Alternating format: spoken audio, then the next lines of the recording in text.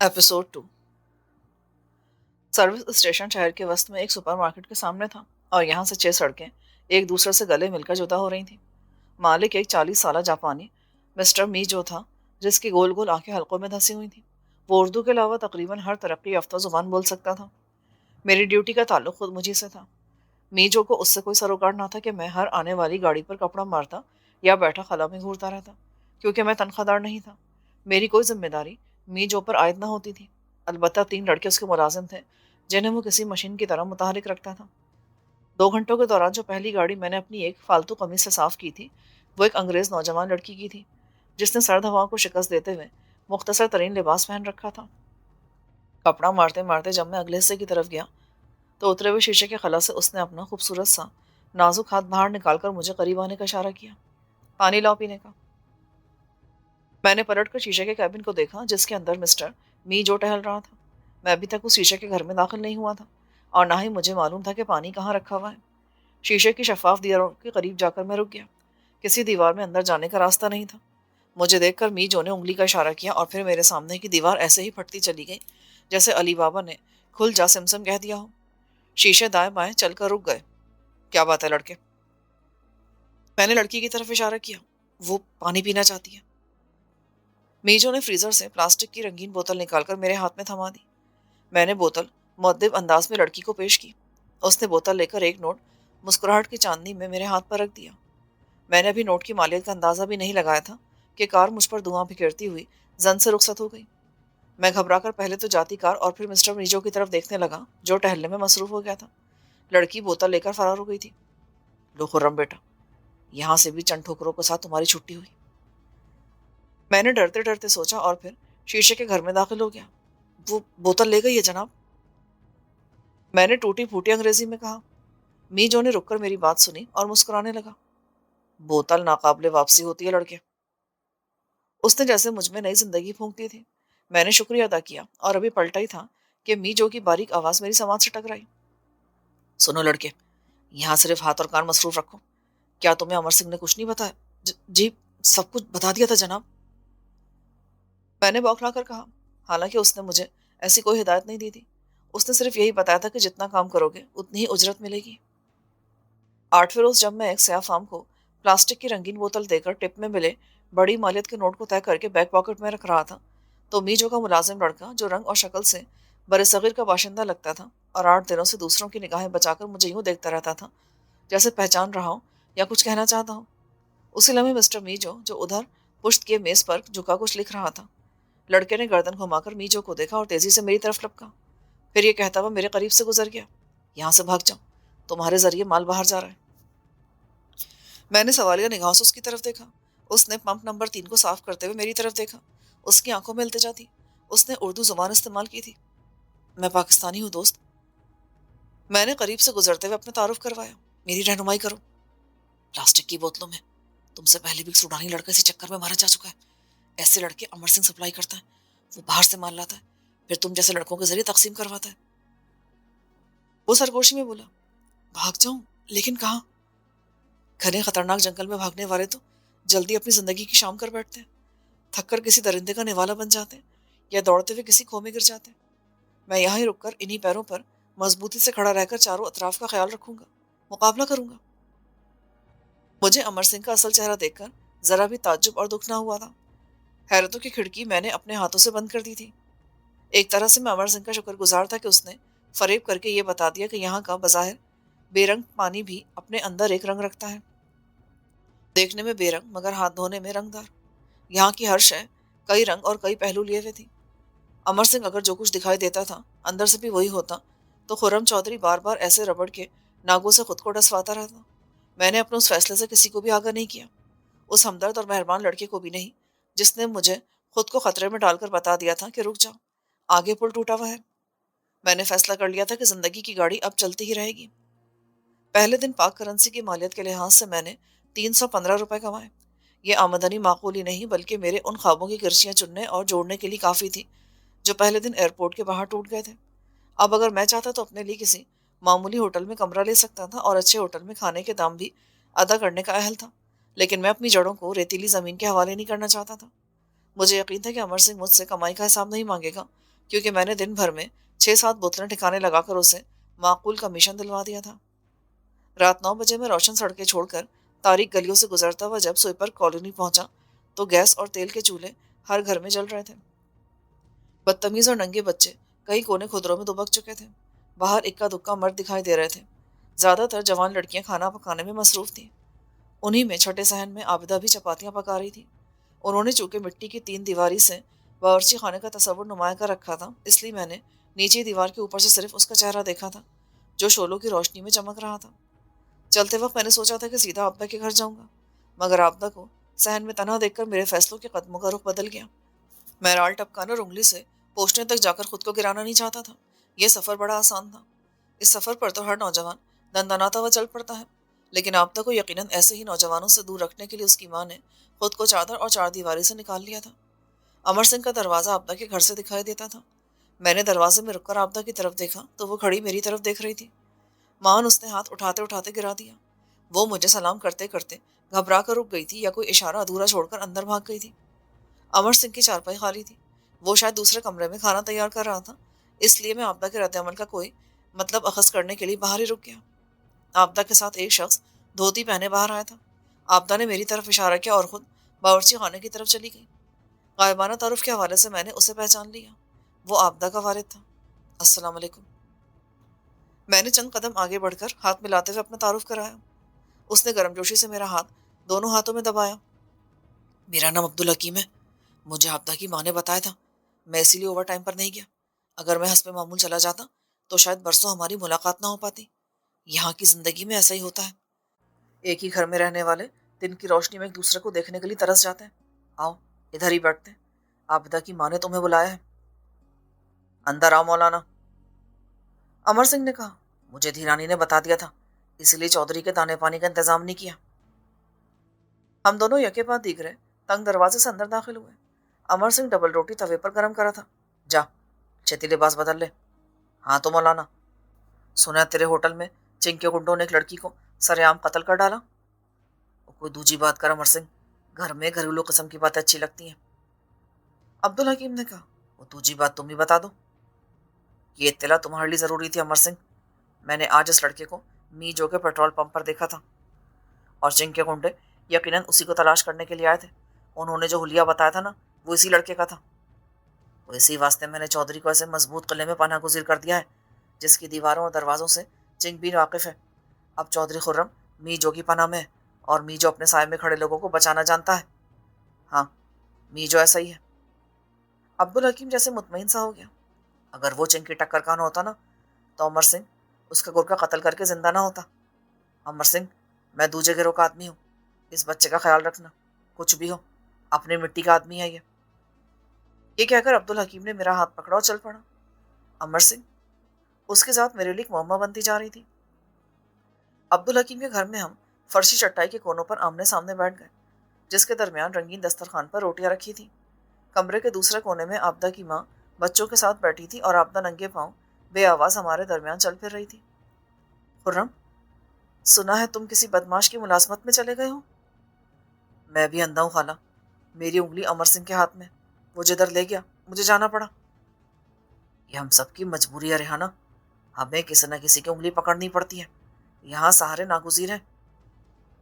عبدالحکیم بول پڑا۔ آپ اسے اپنے بار میں کیوں نہیں لے گئے؟ میرے ساتھ ایک مجبوری ہے۔ بار جنگل کے کنارے ایک ایسی ندی پر ہے جہاں ہر قسم کا درندہ پیاس بجھانے آتا ہے، اور خرم نے آتے ایک بڑے درندے کو پتھر مار دیا ہے، اسی لیے وہیں محفوظ رہ سکتا ہے جہاں امر سنگھ نے اس کو رکھوایا ہے۔ رات تقریباً 11 بجے جب میں ان کے گھر سے نکلا تو میری آنکھوں میں نیند کی کنکریاں چبھ رہی تھیں اور دل میں آبدہ سمائی ہوئی تھی۔ واپس پہنچا تو امر سنگھ جاگ رہا تھا۔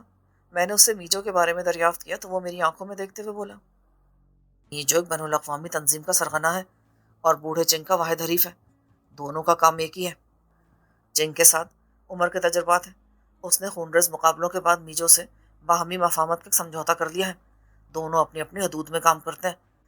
جب تم سے اتفاقاً وہ حماقت ہو گئی تو میں تمہارا نور کے سانچے میں ڈھلا ہوا بدن کچلی ہوئی لاش میں بدلتے دیکھ رہا تھا۔ اگر میں تجھے وہاں سے نہ لاتا نا تو چنگ کے درندے تجھے چیر پھاڑ دیتے۔ وہ اب بھی تیری تلاش کر رہے ہیں، لیکن اب ان کی تلاش ختم ہو چکی ہے۔ کل شام میرے ایما پر میجو نے چنگ چی کو فون پر واقع کر دیا تھا کہ اب تم میجو کی پناہ میں ہو۔ میں نے اظہار ممنونیت میں اس کی طرف دیکھا تو امر سنگھ نے دہانا کھول کر قہقہ لگایا اور اٹھ کر مجھے سینے سے لگا لیا۔ میں تجھے اپنے بیٹے جوگندر سے کم نہیں سمجھتا، جو محبت کے روگ میں مبتلا ہو کر اپنی محبوبہ کی گولیوں سے چھلنی ہو کر مجھ سے ہمیشہ کے لیے بچھڑ چکا ہے۔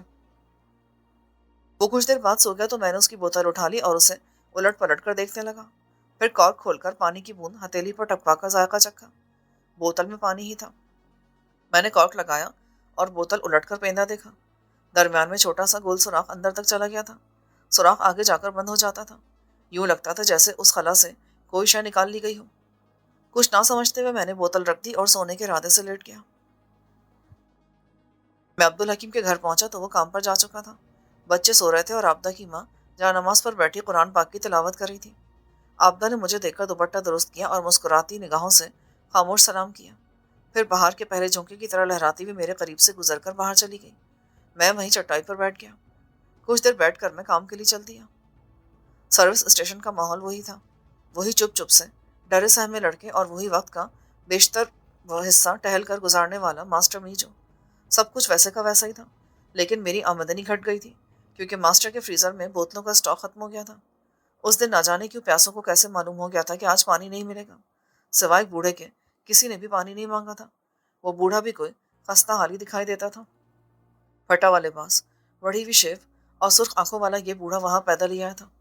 جاؤ ماسٹر سے کہو بوڑھا ٹام پانی مانگتا ہے۔ پانی کا اسٹاک ختم ہو چکا جناب، ویسے ادھر سروس سائٹ میں نل چل رہا ہے۔ اسے کہو آج اپنے کوٹے سے قطرہ دے دے، میں مر رہا ہوں، بھاگ کر جاؤ لڑکے۔ کی گل ہے چودھری؟ امر سنگھ کی آواز سنائی دی۔ یہ پانی مانگ رہا ہے چاچا، پر بوتلوں کا اسٹاک تو ختم ہے۔ امر سنگھ نے اپنی جیب سے پلاسٹک کی ٹیوب نکالی اور بولا، سگریٹ نکالو ٹام۔ بوڑھے نے بمشکل بوجھل پپوٹوں کی جھریوں سے دیکھا اور جیکٹ کی جیب سے مڑی توڑی کنگ سائز سگریٹ نکال کر امر سنگھ کو دے دی۔ امر سنگھ نے ٹیوب کھول کر ایک باریک سا برش نکالا۔ برش سے اس نے سگریٹ کے تول پر ایک لکیر کھینچی اور سگریٹ سلگا کر ٹام کی لرزتی انگلیوں میں پھنسا دیا۔ موج کر سالے، امر سنگھ نے ٹیوب بند کرتے ہوئے کہا اور اٹھ کر میری کمر میں ہاتھ ڈال کر کیبن کی طرف بڑھنے لگا۔ مجھے آج ماسٹر جو نے بلایا ہے، پتہ نہیں کی بولے گا، اس نے سرگوشی کی۔ ہمیں دروازہ کھلا ہی ملا اور میجو میز کے پیچھے کرسی پر جھول رہا تھا۔ لڑکا چل جائے گا، میجو نے کسی تمہید کے بغیر کہا۔ میں ایسے سروس سائٹ پر لگانا چاہتا ہوں۔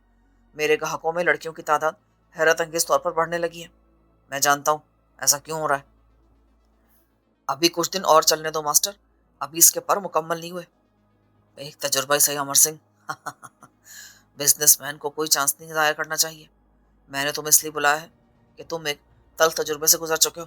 اسے بتا دو جوگندر سنگھ بننے والوں کا انجام کیا ہوتا ہے۔ میں ایسے دوجا جوگندر سنگھ نہیں بننے دوں گا ماسٹر، امر سنگھ نے کہا۔ خرم چودھری، میجو نے میری طرف جھک کر کہا، یہاں ہاتھ اور کان استعمال ہوتے ہیں۔ کانوں سے حکم سنو اور ہاتھوں سے تعمیل کرو، زبان صرف اپنی ضروریات کے لیے کھولو۔ ایسے لوگ ادھر بہت کامیاب رہتے ہیں۔ یہ کہہ کر وہ امر سنگھ کی طرف متوجہ ہو گیا۔ اسے 9 اسٹریٹ پہنچا دو، اسے میڈم شورا کی کار صاف کرنی ہوگی۔ نہیں ماسٹر، تم جلد بازی کرنے لگے ہو، لے جاؤ، میجو کے سودے منسوخ نہیں ہوا کرتے۔ امر سنگھ نے اٹھتے ہوئے زیر لب ماسٹر کو گالی دی۔ باہر میجو کی نئے ماڈل کی کرولا کھڑی تھی، ہم اس میں بیٹھ گئے۔ وہ چپ چپ سا تھا اور ایک ہاتھ سے داڑھی کے بال نوچنے لگا تھا، جس سے اس کی ذہنی کیفیت ظاہر ہو رہی تھی۔ وہ علاقہ شہر سے 15 کلومیٹر باہر فارموں کے قریب تھا، جہاں جدید کوٹھیاں بھی بنی ہوئی تھیں۔ چند کوٹھیوں کے بعد ایک گلی تھی جس کے سامنے ایک وسیع پارک تھا، جس کی بینچوں پر بوڑھے جوڑے گھسی ہوئی چونچے لڑا رہے تھے اور کچھ ننھے منھے بچے کھیل رہے تھے۔ 9 اسٹریٹ میں امر سنگھ نے گاڑی چوتھی کوٹھی کے سامنے روک کر 3 بار ہارن بجایا اور پھر اتر کر گیٹ پر جا کھڑا ہوا۔ اندر سے ایک سیاہ فام بڑھی آئی اور کارڈ لے کر واپس چلی گئی۔ میری نگاہ امر سنگھ کے دائیں شانے کو پھلانگتی ہوئی اس شیشے کے دروازے پر جم گئی جس کے پس منظر میں رنگین پردہ ہلکورے لے رہا تھا۔ میں سانس روکے کسی پری چہرے کے ظہور کا منتظر تھا کہ خود کار آہنی گیٹ بے آواز کھلنے لگا۔ بھوری بجری پر چلتے ہوئے ہم شیشے کے دروازے پر پہنچے تو گیٹ کی طرح اس نے بھی ہمارے لیے اپنا سینہ وا کر دیا۔ دروازے کے سامنے ایک طویل راہداری تھی جس کے اختتام پر وہ سیاہ رو بڑھیا گردن خم کی کھڑی تھی۔ مادام آپ کی منتظر ہے، اس نے مؤدب انداز میں ایک دروازے کی طرف اشارہ کیا۔ امر سنگھ نے مجھے آگے بڑھنے کا اشارہ کیا اور خود میرے عقب میں آ گیا۔ وہ دروازہ بھی خود کار تھا۔ میں نے کندھے اچکائے اور اندر قدم رکھا تو ٹھٹک گیا۔ وہ کمرے کے وسط میں کھڑی تھی۔ اس کا سفید لبادہ فرش پر پھیلا ہوا تھا۔ اگر وہ ہاتھ سے اشارہ نہ کرتی تو میں اسے سنگ مرمر کی مورتی ہی سمجھ لیتا۔ ماسٹر تک میرا شکریہ پہنچا دینا۔ اس کی آواز بھی اس جیسی حسین تھی۔ امر سنگھ نے گردن خم کر کے اسے تعظیم دی اور بادب لہجے میں جاپانی زبان میں کچھ کہا، جسے سن کر مادام شنورا کے لبوں پر مسکراہٹ آ گئی۔ ٹھیک ہے، تم جا سکتے ہو۔ امر سنگھ کو پلٹتے دیکھ کر میں نے بھی قدم اٹھایا۔ نہیں، تم نہیں، میڈم کے پاس ٹھہرو گے، امر سنگھ نے جاتے جاتے مجھے کہا، اور مجھے حیرتوں میں غوطہ زن چھوڑ کر رخصت ہو گیا۔ میں ہانگ کانگ میں اجنبی اور ان لوگوں کے نزدیک بے بس کھائل پرندہ تھا، لیکن میں دودھ کی بوتل چھوڑ کر ادھر نہیں آیا تھا۔ میں 22 برس کا نوجوان تھا، مگر امر سنگھ کے جاتے ہی میڈم شنورا نے اپنے سفید دانتوں کی چاندنی مجھ پر لٹائی تو میرے دل کی ہر خواہش جیسے بیمار سی ہو گئی۔ شاید اس کے پیچھے کوئی نفسیاتی عمل رہا۔ وہ مسکراتی اور قدم قدم پر حشر برپا کرتی ہوئی اپنی لمبی پوشاک سنبھالے خوابگاہ میں چلی گئی، جو انگریزی فلموں کے سیٹ کی طرح سجی ہوئی تھی، لیکن مادام سارے ماحول پر کسی گہرے رنگ کی طرح چھا گئی تھی۔ ڈبل بیڈ کے کنارے بیٹھی ایک سفید بلی اپنے پاؤں چاٹ رہی تھی۔ بیٹھ جاؤ مسٹر خرم، مجھے گاڑی صاف کرنے کے لیے بھیجا گیا ہے۔ میرے حلق میں پھندا سا لگ گیا۔ اس نے سر جھٹک کر چہرے کو سیاہ گھٹاؤں سے نکالا اور ہنس پڑی۔ مجھے تم جیسے نوجوان پسند ہیں، جو انجانے پن میں مجھے اس لطف سے آشنا کر جاتے ہیں جس کے لیے میں ان بند کمروں میں ترستی رہتی ہوں۔ بھول جاؤ خرم، بالکل بھول جاؤ کہ تم کون ہو، کہاں تھے، کیوں تھے، بس مجھے یاد رکھو۔ وہ بوتل اور 2 لمبوترے سے گلاس نکال کر بیڈ پر بیٹھ گئی۔ ادھر آؤ خرم، میرا ساتھ دو، میں نے تمہارا وقت خرید لیا ہے، ان خریدے ہوئے لمحات کو رنگوں میں ڈبو دو۔ سوری مدام، میں شراب نہیں پی سکتا کیونکہ میں مسلمان ہوں۔ میرے مذہب اور ملک نے شراب حرام قرار دے رکھی ہے۔ آپ بھی کسی مذہب کو تو مانتی ہوں گی؟ ہاں ہاں، میں عیسائی ہوں، لیکن مذہب… مدام، کیا آپ مسیح کی برگزیدہ ہستی کی شبیہ کے سامنے بیٹھ کر شراب پی سکتی ہیں؟ او نو! اس نے بوکھلا کر گلاس سائڈ ٹیبل پر رکھ دیا اور کنپٹیاں دبانے لگی۔ تو پھر میں اپنے خدا کے سامنے ایسی گستاخی کیسے کر سکتا ہوں جو ہر جگہ موجود ہے؟ او شٹ اپ! تمہیں یہاں کسی تبلیغ کے لیے نہیں بلایا گیا؟ یہ ایک ترسی ہوئی عورت کی خوابگاہ ہے۔ یہاں جذبوں کی باتیں کرو۔ میں نے تمہاری منہ مانگی قیمت ادا کی ہے۔ بزنس کے اصول کے تحت تم اور تمہارا وقت میرا ہے۔ ادھر آؤ۔ میرا نام خرم چودھری ہے اور میں کسی فارم کا بیل نہیں ہوں۔ تم نے گھاٹے کا سودا کیا مدام، میں واپس جا رہا ہوں۔ اپنے لیے کوئی دوسرا جانور خرید لینا جو تمہارے تلوے چاٹنا اپنے لیے باعث فخر سمجھے۔ ہمارے ہم مرد بکا نہیں کرتے، بلکہ ہم عورتیں خریدا کرتے ہیں۔ تم نے یقیناً ادھر کے مرد کی تاریخ اور نفسیات نہیں پڑھی ہوگی۔ سنو خرم، میرا موڈ آف مت کرو۔ تم بھی یقیناً مادام شنورا کی تاریخ اور نفسیات سے بے خبر ہو۔ شنورا بھیانک موت کا دوسرا نام ہے۔ بڑے بڑے سورما میرا نام سن کر جلا ہوا کاغذ بن جاتے ہیں۔ ادھر آؤ اور خوشبو میں ڈوب جاؤ۔ اس نے آگے بڑھ کر اپنی جلتی ہوئی ہتھیلی میری کلائی پر رکھ دی۔ اس سے قبل کہ میں اس آگ کی گرفت میں آتا، میں نے اسے جھٹک دیا اور وہ میری کلائی سے کٹ کر لڑکھڑاتی ہوئی مسحری کی پٹی سے جا لگی۔ تبھی وہ کسی زخمی ناگن کی مانند پھنکارتی ہوئی مجھ پر جھپٹ پڑی۔ میں جھکائی دے کر ایک طرف ہو گیا۔ وہ بھی قریب آ کر فوراً پیچھے ہٹ گئی تھی۔ اس کے نتنے کسی بتکی ہوئی گھوڑی کی مانند پھڑپڑا رہے تھے۔ غصے کی شدت نے اس کا خوبصورت چہرہ مسخ کر دیا تھا۔ وہ یکدم دوسرے روپ میں کھل کر سامنے آ گئی۔ اگر وہ مشرقی مرد کی نفسیات سے ذرا بھی واقف ہوتی تو خود کو عورت اور مجھے برتر مرد ضرور تصور کرتی۔ اگر وہ نرم و نازک ربر کی گڑیا بنی رہتی تو شاید میں اس کی آرزو میں دہک اٹھتا۔ حماقت مجھ سے نہیں، اس سے ہوئی تھی، تبھی اصولوں کا توازن بگڑا تھا۔ خرم چودھری، میں تمہارا یہ حسین چہرہ خراشوں کا مسکن نہیں بنانا چاہتی۔ خود کو جھکا دو، ورنہ مجھے اور تیرے خالق کو تیرے چہرے پر بڑا دکھ ہوگا۔ اس کی انگلیوں پر ننھے ننھے خنجروں جیسے ناخن دیکھ کر مجھے جھرجھری آ گئی۔ مجھے جانے دو مدام، یقین کرو میں تمہارے مطلب کا آدمی نہیں ہوں۔ تم چھری تلے میرے کسی جذبے کو نہیں جگا سکو گی۔ وہ یکایک یوں چرمرا گئی جیسے کسی غبارے میں کوئی ننھا سا سوراخ ہو گیا ہو۔ وہ گہری سانس لے کر مسحری کی پٹی پر بیٹھ گئی۔ میں قدرے پرسکون ہو گیا۔ تم کچے نہیں، پکے سور ہو۔ تم اپنی برتری اور عورت کی کمتری سے آگاہ ہو۔ تمہیں میری اس مجبوری کا احساس ہے کہ کوئی عورت کسی بھی مرد سے جبراً کچھ حاصل نہیں کر سکتی، جبکہ مرد جب چاہے عورت کو اپنی خواہش کی تکمیل کے لیے مجبور کر سکتا ہے۔ اس نے جھپٹ کر ریسیور اٹھا لیا۔ زبان کا مسئلہ آڑے آ گیا۔ اس نے کیا کہا مجھے معلوم نہ ہو سکا۔ چند مختصر مگر سخت جملوں کے بعد اس نے ریسیور پٹکا اور بولی، میں نے مزید وقت کا سودا کر لیا ہے۔ میرے پاس دولت کی فراوانی ہے اور تمہارے پاس عمر کا ذخیرہ ہے۔ میں وقت خریدتی رہوں گی، تمہیں ایک نہ ایک دن جھکنا ہی پڑے گا۔ میں جا رہا ہوں مدام، مجھے اپنا چہرہ اس قدر عزیز نہیں جتنی کہ آزادی عزیز ہے. میں پنجرے کا قیدی بن کر نہیں رہ سکتا. مجھے یقین تھا کہ وہ مجھے روکے گی، مگر وہ مجھے گھورتی ہوئی بولی، جاؤ میں دروازہ کھول دیتی ہوں. اور واقعی دروازہ کھلنے لگا تھا. اچانک ایک گراہٹ سنائی دی. دروازے کے سامنے بدصورت چہرے والا ایک بھاری بھرکم کتا اگلی ٹانگوں پر وزنی تھوتنی لٹکائے بیٹھا گرا رہا تھا. مدام کے قہقہے نے مجھے پلٹ کر دیکھنے پہ مجبور کر دیا. رک کیوں گئے؟ جاؤ جاؤ مسٹر خرم. دروازہ پھر بند ہونے لگا تو میں ایک طویل سانس لے کر چند قدم پیچھے ہٹ گیا. بیڈ روم کی 2 کھڑکیاں اس راہداری میں کھلتی تھیں جدھر کتا بیٹھا ہوا تھا. میں نے مشرقی کھڑکیوں کو دیکھا اور دوڑتا ہوا ادھر گیا. کھڑکی کھول کر دیکھا. نازک باریک تاروں کی گرل لگی ہوئی تھی. مدام رخ بدل بدل کر مجھے یوں دیکھ رہی تھی جیسے گھر کی رازدہ بلی چوہے کو بل کی تلاش کرتے دیکھ رہی ہو. میں اچھل کر کھڑکی کی سل پر چڑھا اور دونوں پٹ پکڑ کر دائیں پاؤں کی ٹھوکر ماری. میرا پاؤں تڑتڑاتی تاروں سے باہر نکل گیا. پاؤں کھینچ کر دوسری طرف چوکھٹ کی جڑ میں لگائی تو گرل اوپر سے نیچے تک بڑھ گئی. میں نے پلٹ کر دیکھا. وہ پرسکون کھڑی مجھے پنجرے کی سلاخیں توڑتا دیکھ رہی تھی. اچانک وہی کتا آواز سن کر کھڑکی کے سامنے آ گیا. اس کی آنکھوں میں مقابلے کی دعوت تھی جسے میں نے قبول کرنے کا فیصلہ کر لیا. باہر کتے کی صورت میں جو خطرہ میرا منتظر تھا اسے تو میں ذہنی طور پر قبول کر چکا تھا، لیکن مجھے اب بھی مدام کی طرف سے خوش فہمی نہ تھی. اس کے چہرے پر جمے ہوئے سکون کے پیچھے کوئی گہرا راز تھا. اسے گویا میری طفلانہ کوششوں سے کوئی اندیشہ نہیں تھا. ابھی مجھے سامنے موجود خطرے سے مقابلہ کرنا تھا، اس لیے میں نے خود کو گرل سے گزارنا چاہا تو وہ بولے بغیر نہ رہ سکی. احمق نہ بنو نوجوان، کتا تمہارا نرخرا چبا ڈالے گا. اندر آ جاؤ، ہم کو دوسرا حل تلاش کر لیتے ہیں. کتا اب پرجوش انداز میں اگلی ٹانگیں اٹھا کر بھونکنے لگا. میں یہی چاہتا تھا کہ وہ غصے میں پاگل ہو جائے.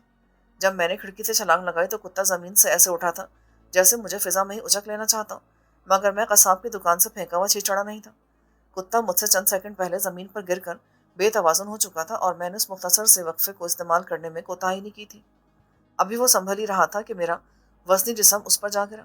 میں نے دونوں پاؤں جوڑے اور کتے کی گردن پہ دے مارے. وہ ترچھا ہو کر دور جا گرا. چوٹ زوردار تھی. کتا پہلے تو زمین کے ساتھ دب گیا، پھر لوٹنیاں لگاتا ہوا کمپاؤنڈ وال سے جا ٹکرایا. کتا ابھی اٹھ کر رخ بھی نہیں بدل پایا تھا کہ میں نے لپک کر اس کی پچھلی ٹانگیں پکڑ لی اور دوسرے ہی لمحے کتا فضا میں تیرتا ہوا دیوار سے جا ٹکرایا اور فیصلہ ہو گیا. وہ جان کنی کی اذیتوں میں مبتلا ہو گیا تھا. میں نے ایک اچٹتی سے نگاہ مدام پر ڈالی اور راہداری میں داخل ہو گیا. ابھی مجھے 2 خود کار دروازوں سے گزرنا تھا، لیکن پہلے دروازے سے بھی ادھر سیاہ فام بڑھیا چٹان کی طرح راستے میں حائل ہو گئی. اندر چلو نادان لڑکے، اس نے نرمی سے کہا. راستہ چھوڑ دو میرا، میں اندر سے ہی باہر آیا ہوں. باہر کا موسم خراب ہے بچے، چلو شاباش، اچھے بچے ضد کیا کرتے. میں الٹ سا گیا. میرے سامنے کوئی پتھر کی چٹان نہیں بلکہ گوشت پوست کی سفید بالوں والی ایک معمر عورت تھی جو میرے نزدیک کسی مقدس کتاب کی طرح قابل احترام تھی. میں اسے پھلانگنے کی گستاخی نہیں کر سکتا تھا. ہٹ جاؤ. میں نے ہاتھ بڑھا کر اسے نرمی سے ہٹانا چاہا، لیکن وہ روایتی چٹان بن گئی اور ٹس سے مس نہ ہوئی. اسی لمحے اندر سے مدام باہر آ گئی. اب اس کی آنکھوں میں مسکراہٹ نہیں تھی بلکہ خوف کے سائے لہرا رہے تھے.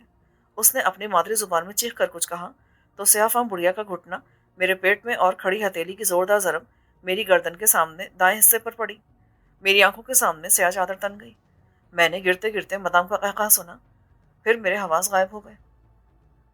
وہ رات کا ہی کوئی ٹھٹروا پہر تھا جب میرے حواس کا کوئی چراغ روشن ہوا. سب سے پہلے ناقابل برداشت بدبو کا احساس میرے نتنوں میں جاگا. میں تڑپا تو میرے ہاتھ کچرے میں دھنس گئے. تب دکھ بھرا احساس ہوا کہ خرم سلطان چودھری رات کے اس لمحے کسی کوڑے کے ڈرم میں الٹا کھڑا ہے. میں نے حرکت کی تو گردن تک کچرے میں دھنس گیا. میں فوراً ساکت ہو گیا.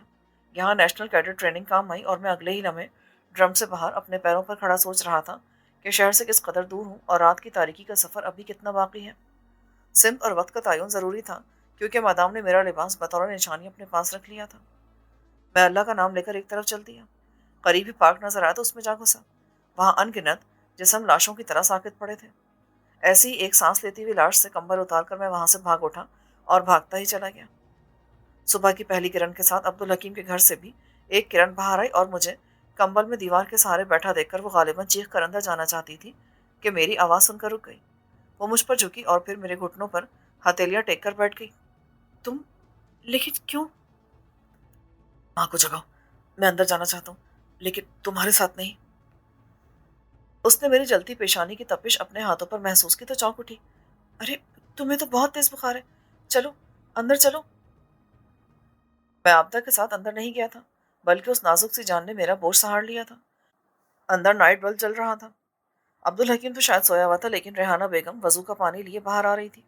اماں، خرم بخار میں چل رہا ہے، یہ باہر بیٹھا ہوا تھا، آبدہ نے مجھے اپنے پلنگ پر ڈالتے ہوئے کہا۔ ریحانہ بیگم نے سب کو جگا ڈالا اور سارا خاندان جاگ کر میرے ارد گرد پھیل گیا۔ کچھ دیر بعد وہ ماں بیٹی کہیں باہر چلی گئی تو میں نے عبدالحکیم کو اپنی سرگزشت سنا ڈالی اور درخواست کی، امر سنگھ کو میری یہاں موجودگی کا پتہ نہیں چلنا چاہیے۔ 5 روشن دن اور 4 سر راتیں میں آبدہ کے قرب کی مہک میں ڈوبا رہا تھا۔ آبدہ روایتی جھجک کے خول میں بند تھی۔ اس کی محبت کا دھیما پن مجھے بے حد اچھا لگا۔ اس کا پیار برساتی ندی کے شور جیسا نہیں تھا، بلکہ سمندر کی عمیق گہرائیوں اور خاموشیوں جیسا ٹھہرا ٹھہرا سا اور گہرائیوں میں پرجوش تھا۔ ایک شام ننھے کو کھانسی تھی۔ ریحانہ بیگم مجھے گہری نیند میں سوتا چھوڑ کر ڈاکٹر کے پاس چلی گئی تو آبدہ گھر میں تنہا رہ گئی۔ میں سویا ہوا نہیں تھا اور نہ ہی بہانہ کیے ہوا تھا، بلکہ میں تو آنکھوں کے بند کمروں میں اپنا ماضی تلاش کر رہا تھا کہ اچانک مانوس خوشبو کا جھونکا میری ناک سے ٹکرایا۔ میں نے چونک کر آنکھیں کھولی۔ آبدہ کا چہرہ مجھ پر جھکا ہوا تھا۔ اس کے ہونٹ میری پیشانی پر مقدس مہر بن کر ثبت ہو گئے تھے۔ خرم، واپس چلے جاؤ، تمہیں یہاں نہیں آنا چاہیے تھا۔ مجھے تمہاری مجبوریوں اور تمہارے والدین کی پریشانیوں کا احساس ہے۔ میں آج رات ہی یہاں سے نکل جاؤں گا۔ اس نے تڑپ کر میرے ہونٹوں پر ہاتھ رکھا۔ تم غلط سمجھے خرم، یہاں سے مراد میرا گھر نہیں۔ میں چاہتی ہوں تم یہ شہر چھوڑ کر واپس اپنے وطن چلے جاؤ۔ امی اور ابا بھی یہاں سے نکلنے کی فکر میں ہیں۔ یہ وحشیوں کا شہر ہے۔ میں واپس نہیں جا سکتا آبدہ۔ میں سارے پل توڑ کر اس ساحل پر اترا ہوں۔ میں آگے تو بڑھ سکتا ہوں، مگر واپس نہیں جا سکتا۔ ہاں، وقت کے فنکار ہاتھوں نے پل دوبارہ تعمیر کر دیے نا، تو ضرور واپس چلا جاؤں گا۔ جانتے ہو ابا امی نے کیا سوچا ہے؟ ہاں، وہ ہمیں ملانا چاہتے ہیں نا؟ میں نے مسکرا کر اسے دیکھا۔ ہاں، لیکن لیکن کیسا ممکن ہے خرم؟ کیوں نہیں، بالکل ممکن ہے، لیکن ہم کوئی عہد نہیں کریں گے۔ یہ وعدوں کا دور نہیں ہے۔ ہم اپنا عزم زندہ رکھیں گے۔ اب میں اسی عزم کے بھروسے پر یہاں سے وہاں ہر جگہ تمہارا انتظار کرتی رہوں گی۔ مننے کی کھانسی کی آواز سن کر وہ اچھل پڑی اور میں نے بھی کروٹ بدل لی۔ چھٹے روز ہم دونوں تاروں کی روشنی میں گھر سے نکلے اور ہائی وے تک پیدل ہی گئے۔ وہاں پیٹرول پمپ کے احاطے میں عبدالحکیم کی کار کھڑی تھی۔ ڈرائیونگ جانتے ہو؟ عبدالحکیم نے چابی نکالتے ہوئے پوچھا۔ سوزوکی چلاتا رہا ہوں۔ خیر بیٹھو، میں اینک بھول آیا ہوں، دور کی چیز کم دکھائی دیتی ہے۔ ہمیں مضافات کی تاریک سڑکوں پر سفر کرنا ہوگا۔ ہیڈ لائٹس بھی خاصی کمزور ہیں۔ اس نے ڈرائیونگ سیٹ پر بیٹھتے ہوئے کہا۔ باتوں کے دوران ہی کار کا انجن جاگ اٹھا تھا۔ عبدالحکیم اچھا ڈرائیور نہیں تھا یا نظر کی کمزوری رکاوٹ بن گئی تھی۔ کار فراخ اور ویران سڑک پر بمشکل 40 کی رفتار سے چل رہی تھی۔ میرے سامنے تیری سلامتی کا مسئلہ سب سے اہم ہے۔ ماسٹر جو کی دشمنی اونٹ جیسی ہے، وہ باغیوں کو کبھی معاف نہیں کرتا۔ میرا پاسپورٹ اور کاغذات اسی کے پاس ہے۔ میں اب یہ ملک بھی نہیں چھوڑ سکتا۔ خود کو چھپائے رکھنا۔ تصویر کے ذریعے اس کے گرگے تمہیں شہر میں تلاش کریں گے، اسی لیے میں تمہیں ادھر لے آیا ہوں۔ یہ کہہ کر اس نے گھنے درختوں کے نیچے کار روک دی۔ 1 فرلانگ کا فاصلہ پیدل طے کرنے کے بعد ہم ایک چوبی کمپاؤنڈ وال پھلانگ کر اندر گئے اور عبدالحکیم نے دروازے پر ہلکی سی دستک دی۔